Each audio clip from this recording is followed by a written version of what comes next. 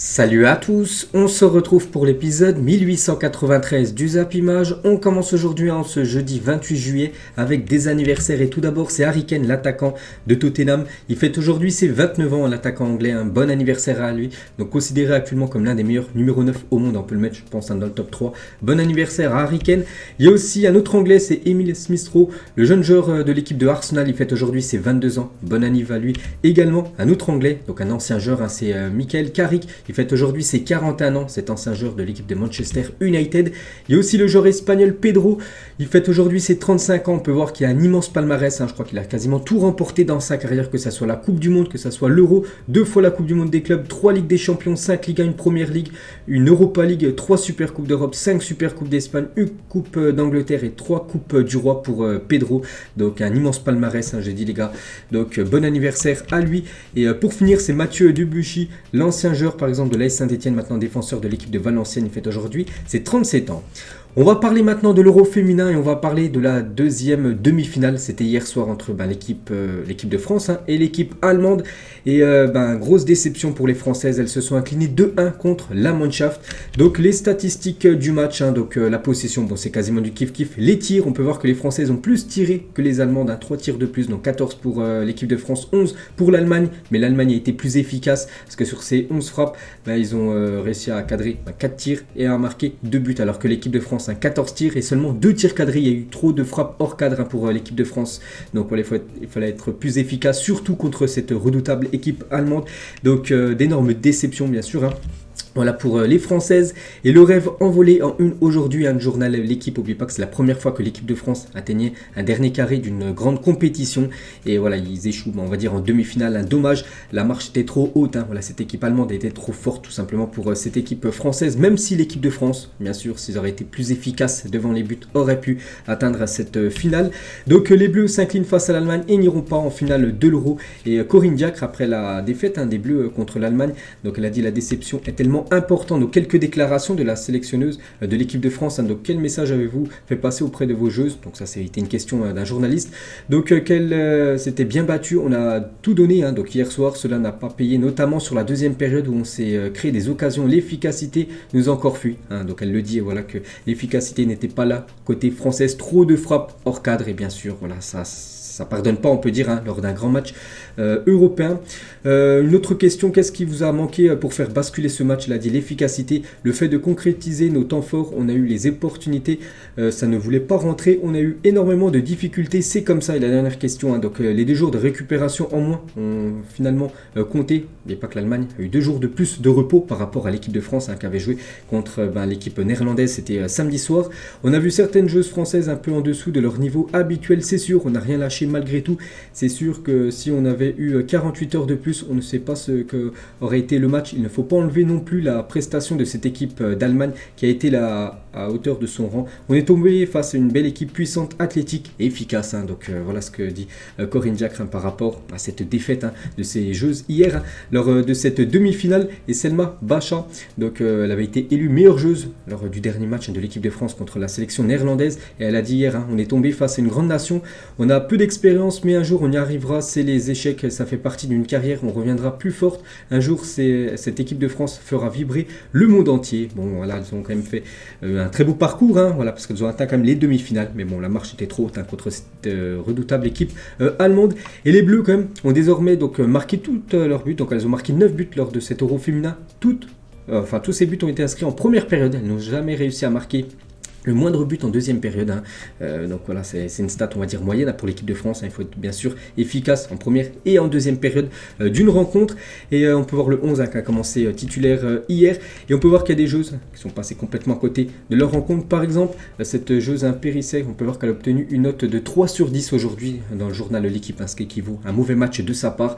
Et enfin, dans le sens inverse, une note de 9 pour l'attaquante allemande Pop, qui a été redoutable hier. Et Pop brise le rêve des Bleus parce que cette attaquante de l'équipe de la Mannschaft, donc celle qui a inscrit le doublé côté Mannschaft, et bien sûr c'est elle qui a reçu le trophée de la joueuse du match, c'est amplement mérité avec son doublé, voilà les deux photos lors de sa célébration, lors de ses 2 buts hier, et elle a marqué à toutes les rencontres, donc l'Allemagne a disputé 5 matchs, donc elle a inscrit 6 buts, donc 5 matchs à chaque fois buteuse au moins un but, puis là contre l'équipe de France un doublé pour elle, et du coup elle revient sur Bit Mid, donc la joueuse de l'Angleterre, donc actuellement les deux sont à 6 buts. Donc il ne reste plus qu'un match qui sera soulier d'or, donc en gros meilleure buteuse de cette compétition qu'est l'Euro féminin. Et on peut voir du coup les 3 meilleures buteuses, donc 2 anglaises, parce qu'après il y a Russo qui a inscrit 4 buts lors de cette Euro féminin. Et les Allemandes viennent seulement de concéder leur premier but dans la compétition, c'est vrai qu'elles n'avaient pas encaissé le moindre but, et hier, donc c'est Gianni, donc une joueuse de l'équipe de France, inscrit un but contre la Mannschaft, un premier but encaissé par cette équipe allemande. Et on peut voir bien sûr la joie des Allemandes à la fin du match.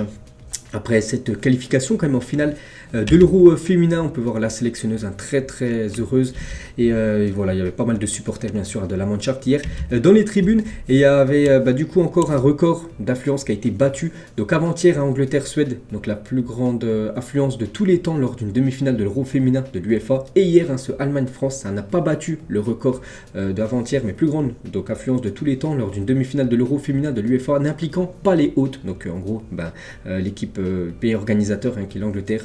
Donc voilà encore une belle influence, il y a plus de 27 445 personnes qui ont suivi ce match hier en tribune.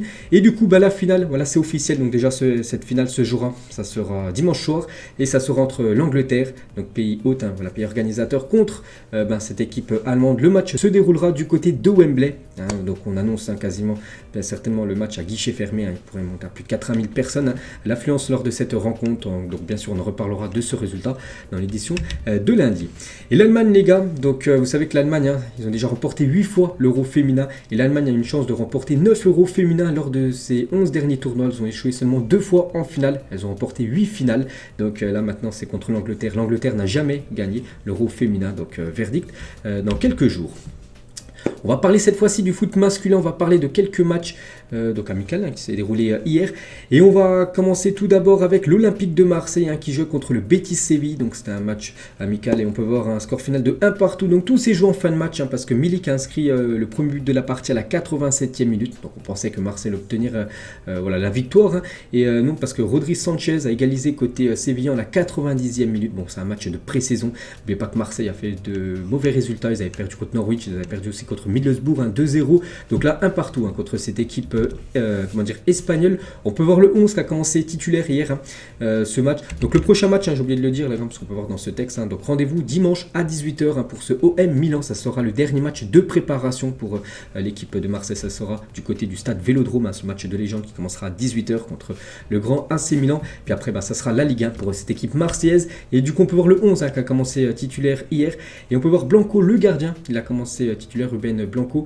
Donc il est sorti à la mi-temps. Donc il a laissé sa place à Paul Lopez. Et on peut voir que Paul Lopez a joué seulement 24 minutes parce qu'il s'est blessé lors de cette rencontre. Du coup, c'est le 3e gardien marseillais qui a fini la rencontre hier. Donc une petite info concernant Paul Lopez. Donc quelques photos de ce match hier entre Marseille et le Betis Séville. On peut voir que Marseille a joué avec ce maillot noir. On peut voir aussi Payet et Chris Waddle, ancien attaquant de l'Olympique de Marseille. Et du coup, ce maillot, les gars, qui a été dévoilé hier et surtout porté par les joueurs de l'OM, du coup, c'est officiel. C'est le nouveau maillot extérieur de l'Olympique de Marseille pour cette saison future. Donc voilà ce très beau maillot de cette équipe phocéenne. Une autre équipe française jouait hier un match amical. C'était l'équipe de l'AS Monaco. N'oubliez pas, Monaco va jouer là dans quelques jours contre le PSV pour se qualifier pour la future Champions League. Et ils ont mal préparé, on va dire, ce match de Champions League. De barrage parce que se sont inclinés 3-1 hier contre l'équipe de Southampton. Donc Monaco pourtant menait 1-0 grâce à Golovin, mais après se sont fait revenir en deuxième période, ils se sont inclinés 3-1. L'AC Milan s'est imposé 5-0 lors d'un match de préparation, c'était hier en Autriche, une belle victoire de cette équipe de Milan. On peut voir qu'ils sont totalement dominés, cette équipe autrichienne. Yacine Ali Donc le joueur français qui avait été prêté à l'équipe de Bordeaux par l'équipe de l'AC Milan la saison dernière, donc il a été buteur lors de ce match hier de préparation. On peut voir la surprise, le Red Bull Salzbourg s'est imposé 1-0 contre Liverpool lors d'un match de pré-saison. Donc voilà, petite info, n'oubliez pas que Liverpool joue, ça sera après-demain samedi, ça sera 18h contre l'équipe de Manchester City, ça sera tout simplement le Community Shield, donc premier match officiel, peut-être premier titre pour l'équipe de Liverpool, un gros match après-demain. Le FC Séville aussi joue un match amical contre l'équipe de Angers, grosse victoire des Sévillans, 6-0 contre l'équipe de Angers, ça a été compliqué pour l'équipe française. Et on va parler de ce joueur, c'est Jules Koundé. On peut voir qu'il a été filmé lors de ce match, donc il n'était pas dans le groupe, on peut voir qu'il était sur le banc avec son téléphone, Jules Koundé. C'est vrai que Jules Koundé, donc il a joué aucune minute lors de ces matchs de pré-saison. La dernière fois qu'il a joué, c'était avec l'équipe de France contre l'équipe de la Croatie, c'était lors des matchs de Ligue des Nations, ça remonte au 13 juin dernier où il avait joué une mi-temps, 45 minutes lors de ces 3 matchs contre Tottenham, contre le Sporting et contre Angers. Il a joué aucune minute, même pas dans l'équipe, Jules Koundé, parce que vous savez qu'il devrait être transféré. C'est pour ça que l'équipe de Séville ne prend aucun risque. Imagine, il se blesse, voilà, le transfert tombe à l'eau. Et du côté du FC Barcelone, c'est quasiment imminent. Jules Koundé, on peut voir la une du journal Sport aujourd'hui. Fichado, en gros, ça veut dire signé, donc voilà, c'est quasiment fait. Et Koundé culé, donc en gros voilà, Koundé va être un joueur en gros du FC Barcelone pour Mundo Deportivo. Et Fabrizio Romano, vous savez, ce célèbre journaliste italien, donc il a mis sur son compte Twitter, voilà, Jules Koundé au Barcelona, Erwigo. Voilà, quand il met Erwigo, vous savez ce que ça veut dire. À chaque fois qu'il a dit ça lors de ce mercato, même lors des derniers mercato des saisons dernières, à chaque fois c'était officiel quelques heures après ou quelques jours après. Donc voilà, Erwigo. Donc ça veut dire que c'est quasiment fait. Donc Koundé à Barcelone, donc c'est fait. Accord verbal maintenant en place avec Séville après la longue saga et nouvelle négociation aujourd'hui en attendant le faire signer bientôt. Donc c'est imminent, ça peut intervenir à tout moment. Donc Koundé a convenu de conditions personnelles avec le Barça le week-end dernier. Contre après Xavi, facteur clé à nouveau. C'est vraiment Xavi qui a fait changer la balance, parce qu'on n'oublie pas que l'équipe de Chelsea avait une longueur d'avance sur le dossier. Et Xavi a appelé Jules Koundé à plusieurs fois et lui a dit qu'avec Araujo, il pourrait former l'un des meilleurs duos de défenseurs au monde, que ce soit pour le présent ou pour l'avenir. Il a vraiment joué un rôle clé dans le changement de situation, comme j'ai dit, entre Jules Koundé avec Chelsea. Il a fait volte-face à cette équipe anglaise pour venir certainement jouer du côté du FC Barcelone et BR Football. Donc voilà, il résume très très bien cette illustration où Thomas Tuchel montre le maillot de Chelsea à Jules Koundé. Il fonce, mais il fonce tout simplement dans les bras de Xavi pour signer du côté du FC Barcelone. On peut voir que Rafinha, nouvelle recrue du côté du Barça, donc il a liké tout simplement la publication de Fabrizio Romano qui Erwigo par rapport à Jules Koundé. Donc voilà, Rafinha plutôt content de l'arrivée du joueur français, même si pour l'instant c'est pas encore officiel, ça pourrait intervenir à tout moment, mais bon, voilà, c'est quasiment fait à 99,9%. Et les dépenses du Barça continuent. C'est vrai que le Barça, on l'avait annoncé comme un club avec de gros problèmes financiers, mais voilà, le Barça lors de ce mercato, ils annoncent quand même les billets. Ils ont fait quand même venir Rafinha, je crois que c'était aux alentours des 65 millions d'euros. Il y a eu Lewandowski pour plus de 50 millions d'euros, bonus compris. Puis la Koundé, ça sera encore aux alentours des 65 millions d'euros. Donc bien sûr, c'est beaucoup d'argent. Voilà, le Barça investit énormément sur ce mercato. Et on peut voir le détail des opérations depuis le début du mercato sur actualité Barça. Les joueurs qui ont quitté le club, les joueurs qui sont arrivés au club. Il y a eu pas mal de départs. N'oubliez pas que l'anglais a été prêté à l'équipe de Tottenham. Coutinho, Aston Villa, Griezmann prêté à l'Atlético, Alves il est parti libre, Jutgla lui il est parti du côté de Bruges. En arrivée il y a eu Lewandowski, il y a eu Rafinha, il y a eu Touré, il y a eu Christensen, même Kessié et bientôt peut-être Jules Koundé. Donc voilà, c'est quand même un gros mercato du côté du FC Barcelone. Et on a dit, on avait dit le Barça ruiné, on lui a promis un mercato estival sans arrivée majeure, et pourtant le club catalan guidé par Xavi pourrait avoir fière allure la saison prochaine, au point déjà d'être un candidat crédible pour une victoire finale en Ligue des Champions. Pourquoi pas, c'est qu'avec ce 11 potentiel du FC Barcelone la saison prochaine, c'est un 11 qui peut remporter bien sûr la Ligue des Champions. Donc avec du Lewandowski, Rafinha, Dembélé, Kessié ou même Jules Koundé ou même Araujo en défense. Un énorme team bien sûr pour le FC Barcelone qui va pouvoir rivaliser avec le Real Madrid. Et concernant ce jeu, on peut voir par exemple la compo peut-être probable la saison prochaine. On peut voir que Frenkie de Jong n'est pas dans cette équipe, parce que Frenkie de Jong devrait quitter. Vous savez que le Barça cherche à s'en séparer. Et donc l'inscription de Rafinha et Robert Lewandowski en Liga n'est pas garantie au FC Barcelone. Pourquoi ? Parce que si Frenkie de Jong refuse de quitter le club ou d'accepter une réduction de salaire, le Barça aura un énorme problème à gérer. En gros, il ne pourrait pas inscrire Rafinha et Lewandowski en Liga. Il faut les inscrire, c'est pour ça qu'ils doivent absolument vendre Frenkie de Jong ou que le joueur descende son salaire de 50%. Et actuellement, il ne veut pas descendre son salaire. Donc voilà, c'est un gros souci à gérer pour le FC Barcelone, le cas Frenkie de Jong. Et toujours avec le Barça, donc actuellement ils viennent d'atterrir à New York, ils étaient à Miami, ils sont partis à Dallas et maintenant ils sont à New York pour finir on va dire leur tournée de pré-saison aux États-Unis. Donc ils joueront, ça sera dimanche contre le New York Red Bull, leur dernier match de pré-saison avant de revenir en Espagne et bien sûr préparer cette future saison de Ligue 1. Voilà le Barça à New York du côté de New York tout simplement. On va parler d'un ancien joueur du FC Barcelone, c'est Neymar, et sera jugé le 17 octobre prochain en compagnie de 5 autres personnes pour corruption dans le cadre d'irrégularités lors de son transfert au FC Barcelone. Donc voilà une petite info concernant Neymar les gars, encore devant la justice. Bon, je pense pas qu'il ira au tribunal, ses avocats iront, mais voilà, il a encore quelques soucis avec son ancien club du FC Barcelone. On va parler de son club actuel, le Paris Saint-Germain, et on va parler de l'équipe parisienne. Et le PSG n'est plus au Japon, le PSG s'est entraîné du côté du camp des loges, donc du côté de Paris. Donc voilà, quelques photos de l'entraînement du jour. On peut voir Kylian Mbappé, on peut voir Léo Messi, Marquinhos, même Verratti sur cette photo. Sergio Ramos, actuellement pas blessé, actuellement il a fait une bonne partie de pré-saison, on va dire, Sergio Ramos, en espérant qu'il fasse une belle saison. L'ancien défenseur madrilène, premier entraînement collectif pour Hugo Ekitike sous ses nouvelles couleurs du PSG. Il ne l'avait pas rejoint, ses collègues parisiens du côté du Japon les avaient attendus, en gros leur retour, et en gros c'est le premier entraînement collectif avec ses nouveaux collègues pour l'ancien joueur du stade de Reims. Et la même chose pour Nordi Mukele, un nouveau joueur du PSG, et lui aussi il a participé à son premier entraînement aujourd'hui du côté de Paris. Donc déjà il a rencontré maintenant son nouveau coach Christophe Galtier. Donc voilà ses premiers pas du côté du camp des loges, on peut le voir avec Achraf Hakimi. N'oubliez pas qu'il vient tout simplement pour essayer de concurrencer Achraf Hakimi. Donc voilà l'accolade entre le défenseur français et le défenseur marocain, et on peut voir aussi l'accolade entre Mukele avec Léo Messi. Et le PSG va jouer, souvenez-vous, dimanche là, dans quelques jours, à 20h, heure française, le coup d'envoi contre l'équipe du FC Nantes, le trophée des champions qui se déroule en Israël. Et le bilan du PSG en match amicaux, donc c'est 4 matchs, 4 victoires, 2-0, 2-1, 3-0, 6-2 pour le PSG. Et l'équipe de Nantes, les gars, a joué un match amical hier pour préparer ce match de trophée des champions. C'était contre l'équipe de Rennes, c'était hier soir. Et le FC Nantes s'est incliné 1-0 contre les Rennais, donc fin de match. La préparation se solde par une défaite. Maintenant, tournons-nous vers le trophée des champions dimanche à Tel Aviv. Donc en gros, c'est 2 victoires, 2 défaites pour le FC Nantes avant d'affronter cette équipe parisienne. Et concernant le PSG, donc Christophe Galtier devrait titulariser Pablo Sarabia dimanche lors du trophée des champions pour pallier le forfait de Kylian Mbappé suspendu. C'est vrai que j'avais oublié que Kylian Mbappé, à cause des cartons jaunes qu'il avait reçus lors des derniers matchs de Ligue 1, du coup, il est forfait. C'est pas qu'il est forfait, c'est qu'il est suspendu en gros pour ce match. Donc du coup, ça devrait être, Sarabia qui devrait être titulaire en attaque avec Neymar et Léo Messi, vu que bien sûr Kylian Mbappé ne pourra pas jouer cette rencontre. Toujours avec Paris, donc ils ont mis en place un loft pour les indésirables. 5 joueurs composent cette liste. Donc Wijnaldum, Rafinha, Herrera, Kurzawa, Draxler. Donc en gros c'est des joueurs que le Paris Saint-Germain ne compte pas la saison prochaine. C'est incroyable, on peut voir comme Wijnaldum qui est arrivé en grosse recrue l'été dernier, puis actuellement c'est un indésirable. Donc en gros ces 5 joueurs devraient quitter l'équipe parisienne. Et on va parler du joueur Wijnaldum. Donc il a fait de l'AS Roma sa priorité et la Louve discute avec le PSG. Le reste des détails à finaliser concernant le salaire par exemple. Mais le transfert est en bonne voie d'après Fabrizio Romano. Donc voilà, ça va se faire. Après quand, ça on ne sait pas. Mais voilà, le joueur veut quitter bien sûr l'équipe parisienne pour pouvoir rejouer. Et bien sûr pour pouvoir disputer cette future Coupe du Monde avec les Pays-Bas. Parce que s'il ne joue pas, bien sûr, il ne sera pas sélectionné avec sa sélection. On va parler de Arnaud Kalimundo. Donc lui n'est pas dans le loft, on va en dire des joueurs indésirables, mais il devrait quitter cette équipe parisienne.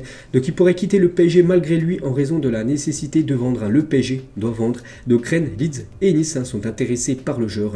Donc à choisir, je préférais qu'il aille du côté de Rennes. Je pense que ça peut être une très bonne destination pour Arnaud Kalimundo.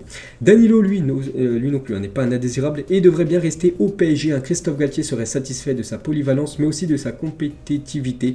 Donc voilà un joueur vraiment qui a toujours été bon, vraiment toujours été régulier quand on a besoin de lui du côté de Paris. Il fait le taf et du coup il devrait être conservé bien sûr par l'équipe parisienne. On prend cette fois-ci la direction de l'Espagne. Regardez la une aujourd'hui du journal AS éclairé. Donc on peut voir Karim Benzema qui reviennent à cette une par rapport au match du Real Madrid contre le Club América qui a eu lieu quand même à 4h30. Donc ils n'ont pas eu le temps de faire leur une. C'était hier, donc c'est pour ça qu'ils la font aujourd'hui, cette une par rapport à ce match nul de partout. Lors de ce match de pré-saison, quelques déclarations de Carlo Ancelotti à la fin de cette rencontre. J'ai mis Vinicius Tobias parce que c'est un jeune joueur et je pense qu'il est très bon. En tout cas, il travaille très sérieusement. Donc c'est un jeune joueur brésilien qui jouait avec l'équipe l'équipe B, on va dire, du Real Madrid. Puis il a joué là, titulaire avec l'équipe première lors de ce match amical. Ancelotti l'a dit, on doit donner des minutes à Hazard. C'est un grand joueur, on a besoin de lui. Il s'est amélioré par rapport au premier match contre, c'était le FC Barcelone. Toujours avec Ancelotti, je voulais tester Rudiger dans l'axe. Le titulaire à gauche est Ferland Mendy, mais s'il y a un problème, Rudiger et Alaba peuvent jouer côté gauche de la défense, Alaba plus offensivement et Rudiger plus défensivement. Toujours avec Ancelotti, dit par rapport à Benzema va bien. Il n'a pas beaucoup de séances d'entraînement dans les jambes, mais il est très bien revenu. Il doit encore améliorer sa condition physique, mais il est de retour en forme. Le futur Ballon d'Or. Toujours avec Ancelotti, la deuxième mi-temps contre le Club América était plus rock'n'roll. Camavinga et Ceballos ont bien joué, ils ont apporté de l'énergie. Ceballos est très bon avec le ballon. Et pour finir avec Ancelotti, c'est un bon match, meilleur que le premier. On a eu des difficultés au début, mais ensuite on a bien joué. Donc voilà en gros toutes les déclarations d'Ancelotti en conférence de presse à la fin de cette rencontre. Et Mayoral, les gars, qui était annoncé comme être la doublure de Karim Benzema pour cette future saison. Pas sûr qu'il reste du côté du Real, parce que Mayoral a l'intention de prendre une décision concernant son avenir à partir de dimanche lorsque l'équipe reviendra sur Madrid. Donc ce sera fini la pré-saison, on va dire, aux États-Unis. Mais tout indique que le joueur risque sérieusement d'avoir voyagé aux États-Unis pour revenir sans avoir joué une minute pour l'instant. Il y a déjà eu 2 matchs contre le Barça, contre le Club Américain, et ce joueur a joué pour l'instant aucune minute, aucune seconde encore avec l'équipe première. Donc pas sûr qu'il joue le dernier match du Real Madrid, l'a programmé dans quelques jours. Et Lucas Vazquez, il a dit: ça me plaît de jouer arrière droit, le fait que je joue latéral à Madrid me donne aussi la liberté de monter. Je suis très à l'aise et très heureux de jouer à ce poste. N'oubliez pas, quand il a commencé sa carrière, Lucas Vazquez était un ailier et maintenant il joue défenseur droit, et pour lui pas de souci de jouer en défense. Et Luka Jovic, ancien joueur du Real maintenant, joueur de l'équipe de la Fiorentina. Donc pourquoi ce choix de la Fiorentina? Donc pour plusieurs raisons, notamment l'ambition et le fait que l'entraîneur cultive une idée de football offensif. J'avais besoin d'un entraîneur qui me pousse à travailler aussi dur. J'espère faire de grandes choses avec Vincenzo Italiano, donc en gros le coach de cette équipe de la Fiorentina. On va parler du journal Marca aujourd'hui. Regardez la une. Donc Griezmann est la clé pour Cristiano Ronaldo. Donc en gros, tout simplement, d'après cette une, on peut comprendre que l'Atlético doit vendre Antoine Griezmann pour faire venir Cristiano Ronaldo. Et on va parler de CR7. Donc Fabrizio Romano, il a mis il y a quelques heures. Donc pas encore de changement pour la situation de CR7. Manchester insiste sur le fait qu'il n'est pas à vendre. Cristiano a déclaré à Erik ten Hag au cours des dernières 24 heures qu'il voulait partir. Voilà, Ronaldo, lui, veut quitter le club, c'est officiel. Son agent Jorge Mendes tentera à nouveau de trouver une solution, stratégie d'attente, comme l'an dernier avec la Juventus. Donc voilà, c'est pour ça qu'actuellement, on ne sait toujours pas. C'est un gros point d'interrogation concernant le futur de Cristiano Ronaldo. Manchester veut le garder, le joueur lui veut quitter le club, et on l'annonce du côté de l'Atlético. Hier l'Atlético jouait un match, c'était du côté du Portugal, un match amical, et la banderole des supporters de l'Atlético qui joue actuellement en amical, donc en gros on peut voir ce qui est marqué CR7 no not welcome. Donc en gros Cristiano Ronaldo n'est pas la bienvenue, le bienvenu on va dire du côté de l'Atlético. Donc voilà, CR7 n'est pas le bienvenu, même dans le cas improbable où un joueur en déclin comme Cristiano pourrait obtenir un titre, nous n'accepterons pas sa signature. Donc voilà les déclarations on va dire des supporters de l'Atlético qui sont contre l'arrivée de Cristiano Ronaldo. N'oubliez pas que CR7 joue à l'époque du côté du Real Madrid, il a tellement fait de mal dans le passé à cette équipe de l'Atlético, c'est pour ça que les supporters ne veulent pas de CR7 du côté de l'Atlético Madrid. Donc voilà ces banderoles donc CR7 note welcome. Donc voilà, ça va être compliqué. Bon, après il peut toujours bien sûr être transféré, mais bon, pour l'instant les supporters ne veulent pas de l'arrivée de Cristiano du côté de Madrid. Donc Chelsea, ça a été refusé, le Bayern, ça a été refusé, l'Atlético, ça a été refusé. Cristiano est à court d'options pour quitter Manchester. C'est qu'actuellement, on ne sait pas où va jouer Cristiano Ronaldo, parce que le PSG aussi, pour l'instant, ils sont pas trop intéressés. Donc on ne sait pas. Voilà, c'est vraiment le gros feuilleton, le cas Cristiano Ronaldo. On va parler de ce joueur, lui arrive bien du côté de Manchester United, on le savait déjà depuis quelques jours. Hier, il a signé tout son contrat, il a été présenté à la presse. Donc c'est Lisandro Martinez qui quitte l'Ajax et signe à Manchester contre 57 plus 10 millions de bonus. Donc voilà, sous ces nouvelles couleurs pour l'ex-défenseur de l'Ajax, maintenant défenseur argentin de cette équipe de Manchester United. On va parler d'un ancien Red Devil, c'est Paul Pogba. Et Pogba, je l'ai dit, qu'il s'était blessé lors du dernier entraînement et c'est bien plus grave que prévu. Paul Pogba pourrait ne pas revenir sur les terrains avant 2023. On est quand même en juillet 2022, donc il pourrait louper quasiment 5-6 mois de compétition Donc c'est une catastrophe, hein. La situation semble plus grave que prévu. Et du coup, la Juventus veut qu'il soit opéré. Il manquerait ainsi 4 mois de compétition et dirait adieu du coup, au Mondial 2022. Ça serait une énorme catastrophe déjà pour la Juventus et aussi pour l'équipe de France. Il pourrait ne pas être dans le groupe de l'équipe de France s'il venait à se faire opérer, vu qu'il faudrait quasiment 4-5 mois de récupération. Du coup, il manquerait le Mondial au Qatar. Paul Pogba, n'oubliez pas que Pogba, c'est comme un cadre de l'équipe de France. Une Coupe du Monde sans Paul Pogba, ce serait une catastrophe pour les Bleus. N'oubliez pas que l'équipe de France, lors des 4 matchs, les 4 derniers matchs de Ligue des Nations, il n'était pas là. Paul Pogba, l'équipe de France n'a remporté aucun match. Bon, c'est pas qu'il aurait été là, bien sûr que l'équipe de France aurait gagné les 4 matchs. Mais bien sûr, c'est un plus. Voilà, c'est un cadre en bleu. Il a toujours été bon quasiment avec l'équipe de France. Peut-être un peu moins avec ses derniers clubs.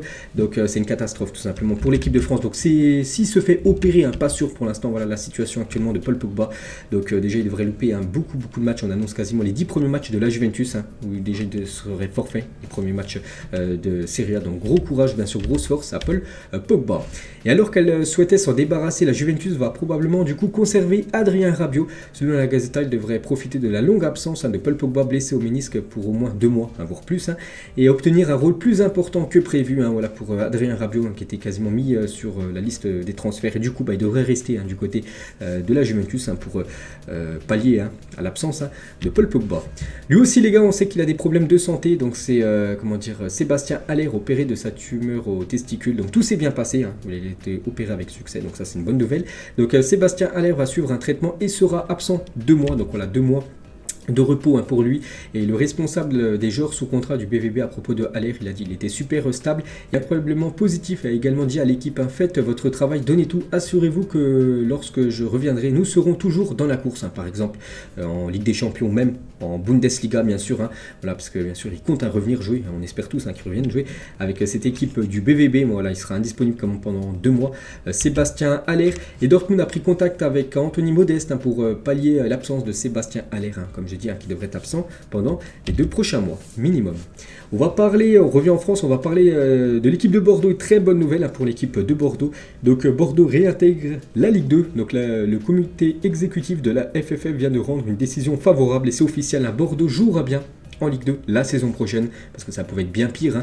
Donc il pouvait jouer en National 1, donc en 3ème division française, et encore pire, il pouvait être en liquidation judiciaire. Donc en gros, les Girondins de Bordeaux n'existaient plus. Du coup, ils joueront bien en Ligue 2, et ça c'est une bonne nouvelle. Donc on peut voir le communiqué des Girondins après la décision. Nous saluons cette décision qui est un immense soulagement pour le club, bien sûr. Donc voilà.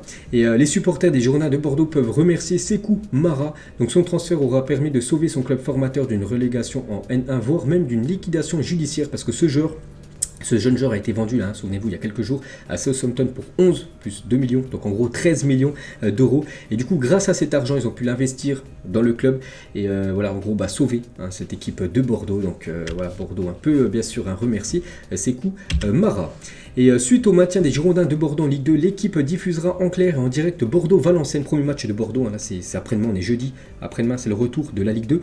Et à 19h, samedi 30 juillet, donc Bordeaux-Valenciennes sera diffusé en clair voilà, sur la chaîne L'équipe, donc la chaîne 21 de la TNT. Et pour ceux qui habitent à Bordeaux, peut-être aux alentours, vous pourrez, si vous voulez, les gars, même aller au stade et même gratuitement, parce que les Girondins ont décidé d'offrir toutes les places pour Bordeaux-Valenciennes. Donc voilà, tout sera gratuit pour aller au stade gratuitement pour suivre cette rencontre. Sinon, vous pourrez la regarder bien sûr en clair à la télé. Et la réintégration de Bordeaux en Ligue 2 est synonyme de déception pour le FC Villefranche-Beaujolais, parce que voilà, si Bordeaux descendait en National 1, du coup cette équipe montait elle en Ligue 2, et du coup en effet, donc Villefranche ne sera pas repêché, poursuivra du coup son aventure en National 1. Et le président de Villefranche, Philippe Terry, il a dit, on est sur un truc farfelu, des personnes haut placées de la Fédération m'ont dit, si cela avait été un autre club, on aurait suivi les règles, mais là ce sont les Girondins de Bordeaux, donc en gros un club historique en France, donc c'est pour ça qu'en gros qu'ils ne pouvaient pas les descendre en National 1. C'est pour ça en gros que l'équipe de Bordeaux a été sauvée, d'après bien sûr les propos du président de Villefranche. Il a également dit, on pense qu'il y a une justice à 2 vitesses. Si Coluche était là, il aurait le mot qui convient pour expliquer la situation. On est des enfoirés, mais on n'a pas été respecté. Il n'y a rien de plus à dire en gros, voilà, son club n'a pas été respecté par rapport à l'équipe des Girondins de Bordeaux. On va parler de l'équipe de Lyon et Tagliafico, nouvelle recrue de l'équipe de l'OL, a participé au aujourd'hui son premier entraînement collectif. Donc n'oubliez pas que c'est un défenseur gauche, ancien joueur de l'Ajax. Il a été transféré pour 5 millions d'euros. Donc voilà quelques photos, les premières photos on va dire de Tagliafico en tant que joueur de l'Olympique lyonnais. N'oubliez pas que Lyon jouera, ça sera vendredi prochain, pas demain, l'autre vendredi prochain, le premier match de Ligue 1 pour cette future saison. Ça sera Lyon contre l'équipe de Ajaccio. Et alors qu'il portait le numéro 5 du côté de Lyon lors de ses matchs de préparation, Corentin Tolisso annonce que ça ne sera pas son numéro en championnat. Donc voilà, si on a déjà convoqué un numéro 5 Tolisso, ça ne sera pas son numéro pour cette saison future en Ligue 1. On va parler des Jeux Olympiques, donc dans 2 ans quasiment jour pour jour, c'était hier le jour pour jour, donc les JO vont commencer en France, du côté de Paris. La finale des JO, donc pour le football, aura lieu le 9 août 2024 au Parc des Princes à 18h. Donc voilà, la finale se jouera au Parc des Princes en espérant voir l'équipe de France. N'oubliez pas que Mbappé aimerait être dans le groupe France pour ces Jeux Olympiques dans 2 ans.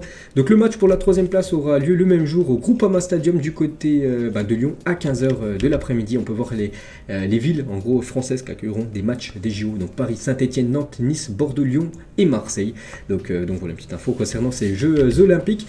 Concernant la Coupe d'Afrique des Nations, donc les journées 3 et 4 de qualif à la prochaine CAN, initialement prévues en septembre prochain, vont être reportées à mars prochain. L'idée serait également de laisser les sélections africaines qualifiées à la Coupe du Monde préparer au mieux les compétitions au Qatar. Donc voilà, une info de plus. Concernant cette fois-ci la CAN, on va parler de l'UEFA qui a annoncé autoriser l'utilisation de tribunes debout en France, en Allemagne et en Angleterre pour les compétitions européennes. Donc voilà aussi tout est dit là, ça sera possible pour en France, Allemagne et Angleterre de suivre des matchs par exemple de Ligue des Champions, même d'Europa League debout. Donc voilà ce qu'a validé, on va dire, voté hier l'UEFA. On va parler du stade de Mans, donc le MM Arena, stade du Mans FC va désormais s'appeler le stade Marie-Marvin. C'est la première fois qu'une enceinte sportive de plus de 20 000 places en France porte un nom féminin. Un petit changement de naming, on va dire, du côté du Mans. On va parler du prochain FIFA et Kylian Mbappé aura la meilleure note sur FIFA 23, donc il aura la note de 92, Kylian Mbappé, donc il sera devant Léo Messi ou même Cristiano Ronaldo, c'est lui qui aura la plus haute note dans note générale, je vous parle, dans le prochain FIFA. Concernant Karim Benzema, donc il aura un point en dessous par rapport à Kylian Mbappé, donc Benzema aura une note de 91 dans FIFA 23 selon une image issue du trailer du gameplay. Pour l'instant c'est pas encore officiel, voilà, c'est quasiment fait, 91, c'est une énorme note pour KB9. Et concernant N'Golo Kanté, lui il aura une note de 89 sur FIFA, je crois qu'il descend, je sais plus, il avait 90 ou 91 lors du dernier FIFA, puis il va descendre à 89. N'Golo Kanté, parce qu'on peut voir les notes des joueurs de Chelsea dans le prochain FIFA. Donc par exemple, déjà Kanté c'est lui qui aura la plus haute note du côté des Blues. Donc Mendy le gardien, une note de 86. Thiago Silva, une note de 86 également. Havertz, une note de 83. Je sais pas, tiens, Mount, un joueur que j'adore, une note seulement de 83. Ils auraient pu le monter au moins 85 voire 86 pour le crack anglais. Toujours avec ce prochain FIFA 23 qui sortira, n'oubliez pas, le 30 septembre prochain, il sera désormais possible d'effectuer 5 remplacements sur FIFA 23, un peu comme maintenant le foot, où ça a été validé, c'est fini les 3 changements, maintenant c'est 5 changements, et ça sera aussi mis dans le prochain opus de FIFA, bien sûr. Il sera également possible d'allonger un joueur derrière le mur dans ce FIFA 23. Maintenant, on le voit souvent, bien sûr, qu'un joueur toujours allongé derrière le mur, ça sera aussi chose qu'on pourra faire dans ce prochain FIFA. Et le retour de la Juventus dans FIFA 23, donc avec ce magnifique maillot extérieur. Toujours avec les maillots, donc cette fois-ci c'est Naples qui dévoile ce nouveau maillot, cette fois-ci domicile pour la saison prochaine. C'est Osimhen qui l'a présenté, donc un maillot qui ressemble beaucoup bien sûr à celui de la saison qui vient de s'écouler. Brest aussi dévoile son nouveau maillot domicile pour cette équipe qui évoluera de nouveau en Ligue 1 la saison prochaine, c'est officiel. Cette fois-ci c'est l'équipe de Toulouse qui dévoile son nouveau maillot extérieur et je trouve sublime, je sais pas ce que vous en pensez, très très beau maillot pour cette équipe du TFC, dernier champion de France de Ligue 2, donc ça sera le maillot extérieur pour cette équipe de Toulouse. Et cette fois-ci, les nouveaux maillots du stade Lavallois pour le retour en Ligue 2. Cette équipe monte l'année prochaine. Donc le maillot orange sera le maillot domicile et le maillot blanc sera le maillot extérieur pour cette équipe de Laval. Et on peut voir aussi que le Japon, donc c'est pas encore officiel, mais voici à quoi devrait ressembler le futur maillot du Japon pour la Coupe du Monde 2022. Donc sur un manga, on peut voir voilà, ce maillot qui devrait être officiel dans les prochains jours, ce maillot pour la Coupe du Monde pour cette équipe japonaise. Un accueil digne d'un roi, c'est Paulo Dybala, il y a quelques jours, qui a été présenté devant une foule immense du côté de l'AS Roma. Donc bien sûr il a déjà vendu beaucoup de maillots du côté de Rome avec le flocage 21 Dybala. Donc voilà, il y a beaucoup de monde, il a été présenté comme un roi, l'ancien joueur de la Juventus Turin. Et la saison, on revient quasiment 8 ans en arrière, la saison 2014-2015 de Dybala avec Palerme, c'était 34 matchs, 13 buts et 5 passes décisives avant de rejoindre cette équipe de la Juventus où il a passé beaucoup d'années, le joueur Dybala. Toujours en Italie, on peut voir que du côté du Torino, donc l'ambiance est électrique du côté de ce club, l'autre club de Turin, à côté de la Juve, bref. Donc Ivan Juric, donc l'entraîneur, en est venu aux mains avec le directeur sportif de l'équipe Davide Vagnati. Donc voilà, c'était une vidéo où j'ai pris bien sûr un screenshot où voilà, ils sont en train de se battre quasiment. Donc voilà, c'est très très chaud actuellement ce qui se passe du côté du Torino. Jonathan Klaus, nouveau joueur de l'OM, il a dit: je pense qu'entre Lens et Marseille, il y a une différence, même si pour moi, comme pour tout le monde en France, le Racing Club de Lens est un très grand club historique, bien sûr, du championnat français, mais l'Olympique de Marseille, c'est encore plus grand. Donc voilà ce que dit Jonathan Klaus, bien sûr, par rapport maintenant à son arrivée du côté de l'OM. Et on finit les gars cet épisode aujourd'hui avec une question plus pour les supporters du FC Barcelone, donc supporters catalans, qui doit être titulaire à droite cette saison, soit Rafinha, soit Dembélé, deux joueurs qui jouent ailier droit. Donc maintenant à vous de bien sûr mettre en commentaire. Moi je mettrais quand même Dembélé, pourquoi pas Rafinha, même s'il jouait ailier droit à Leeds ou même à Rennes à l'époque, le mettre maintenant côté gauche. Après ça, qu'il y a quand même du monde à côté gauche. Je vous parle en attaque ailier gauche. Il y a Ferran Torres et aussi Ansu Fati qui peuvent jouer ce rôle. Donc moi, la triplette parfaite serait Rafinha côté gauche, Lewandowski en numéro 9 et bien sûr Ousmane Dembélé, ailier droit de cette attaque. Donc voilà les gars ce qu'il y avait à dire aujourd'hui. J'espère que ça vous a plu. On se retrouve demain pour le prochain numéro. Ciao à tous.